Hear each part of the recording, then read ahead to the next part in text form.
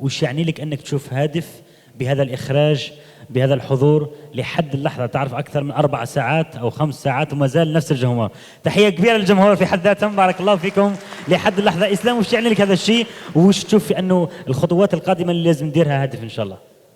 السلام عليكم، بسم الله الرحمن الرحيم. الحاجة الأولى يعني يعطيهم الصحة المنظمين، يعطيه الصحة جمال، يعطيهم الصحة كامل الناس اللي راهي قايمة بالمجهود هذا، باسكو هذاكم مجهود كبير، مجهود عظيم انك تجمع كل صناع المحتوى الهادف في مكان واحد، ويعطيهم الناس الصحة اللي راهم حاضرين معنا، بارك الله فيهم. أنا نقول لكم تحية لكم أنتم اللي جيتوا، بارك الله فيكم، شكرا لكم، وشكرا على القائمين، شكرا للجمال مرة أخرى، ربي يحفظهم ويعطيهم الصحة. شكرا إلياس، شكرا جزيلا. نقول لكم أنا نعرف على نفسي، أنا إنسان تقني سامي في مجال التبريد والتكييف والأجهزة الكهرومنزلية. المحتوى نصنع في هذا الميدان اللي ما كاش اللي يصنع محتوى في ميدان الصنعة ولا الحرفة. بدينا نشوفوا مؤخرا بداو ناس تصنع محتوى في الميكانيك، محتوى في الترصيص. انا بديت في عام 2017 بعد 3 محاولات وكولي 3 خطرات، ماذا بيا نهضر هكذا. بعدها نجحت والحمد لله بصناعه المحتوى في 2017، واليومنا هذا عندي مؤسسه مصغره في تصليح الاجهزه الكهرومنزليه، وقدرت نلحق بصناعه المحتوى، ترسيخ محتوى جديد للناس كي تجي تشري منتوج كهرومنزلي تعرف كيفاش تشريه، تسقسي علاش تشريه وشنو هي الخدمه تاعو.